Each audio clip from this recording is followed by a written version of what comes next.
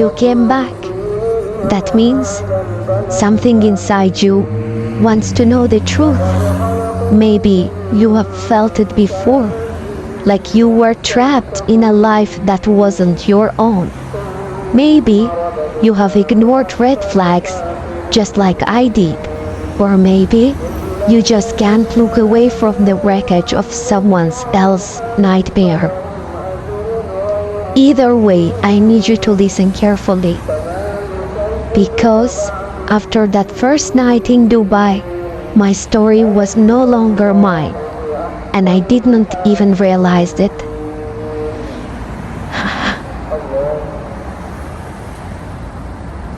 They say when a bird is first placed in a golden cage, it doesn't fight, it doesn't scream, it sings. Because at first the cage looks beautiful, at first it feels safe, but slowly, quietly, the bird forgets what freedom feels like. And by the time it realizes it's trapped, it's already too late. That's exactly what happened to me. The first few weeks in Dubai felt like a dream. I had a job, a beautiful apartment, a man who treated me like a queen, or at least that's what I thought. He was everything I had been taught to want. Powerful, successful, charming.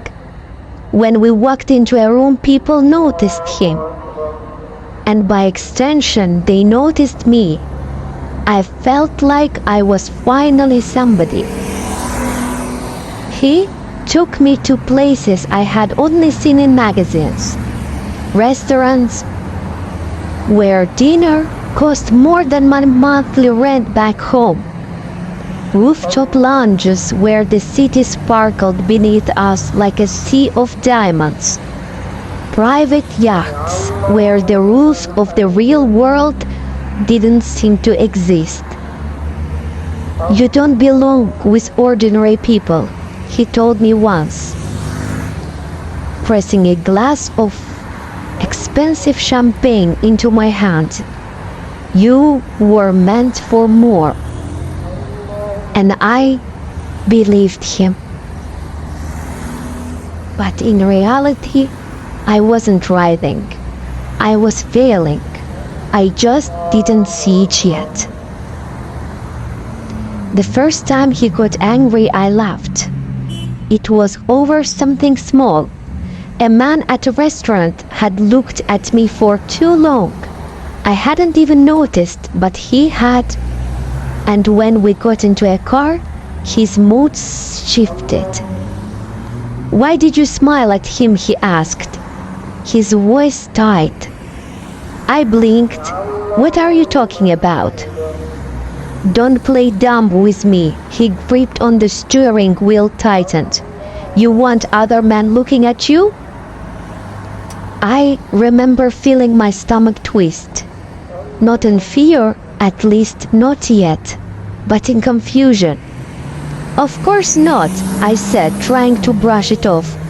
"I did not even see him." He was silent for a long time. Then he sighed, shook his head, and reached for my hand.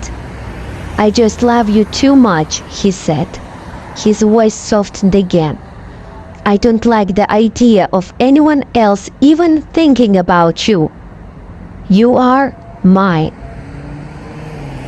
And in that moment, I wasn't scared. I was flattered. Because no one had ever cared about me like that before. Or so I thought.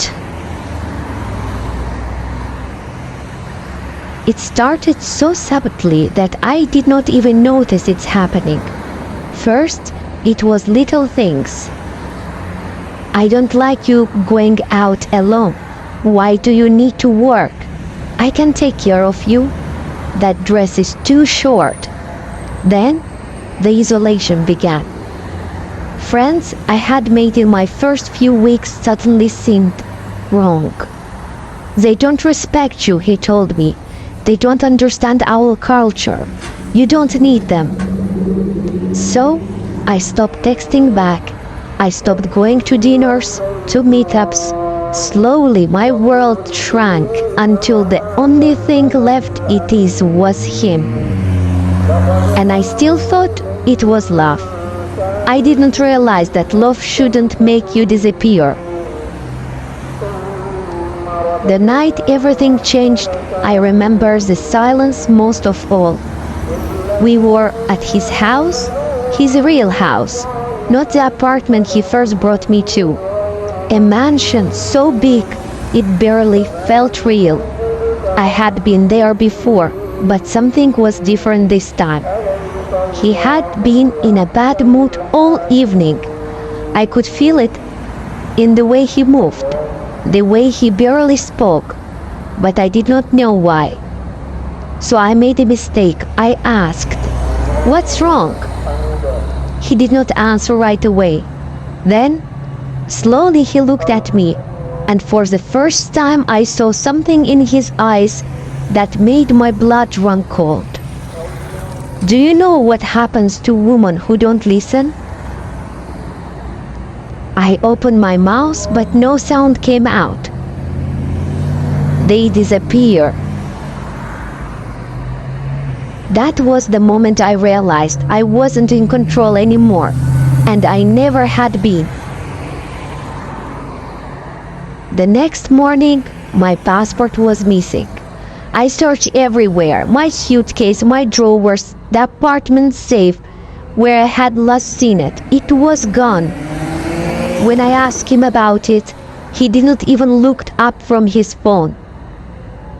Then, he said, "I put it away for safekeeping. You don't need it anymore." And just like that, the cage door closed, and I was trapped inside. Tomorrow, I'll tell you how deep the trap went, how I learned that in this world, a woman's freedom isn't hers to keep, and how, no matter how beautiful the cage, a cage is still a cage.